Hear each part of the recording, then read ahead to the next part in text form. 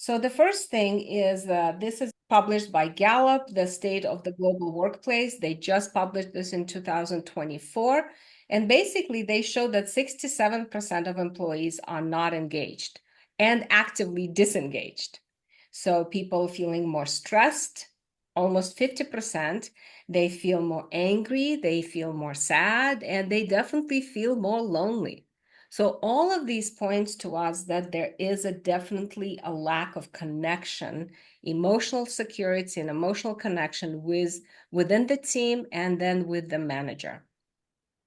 The CPP Global report that is published by the Myers-Briggs company did a study about workplace conflicts. And in 2008, they reported that people spent about 3 hours per employees in the companies on workplace conflicts.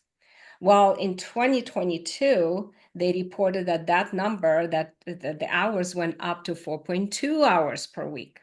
So this is 40% increase. I'm just thinking to myself, with all the training, organizations have, all the development that they do with leaders and managers and employees, why is this number is going up? And the conflicts are very costly. Why are we still struggling with workplace conflict? Why are we still, with all the emotional intelligence training and communication skill training, why is this still, the number is so high?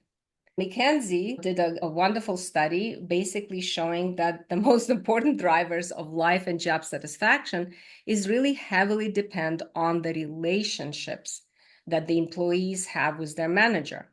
Well, Yahoo, this is a great answer to these problems. The problem is that we don't know how to have good relationships, and it applies, unfortunately, to personal relationships and work relationships. And it's not that we don't know, it's we don't know how to repair the disconnects that happens in our relationships. We don't know how to pay attention to these disconnects.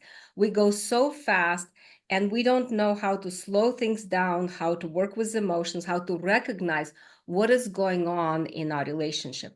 And when we actually do, the problem has become so big that we have to either fire the person or leave the company. And that becomes, again, costly, and it impacts your confidence, it impacts your health, it impacts all the relationships that you're having, and absolutely it impacts your professional growth.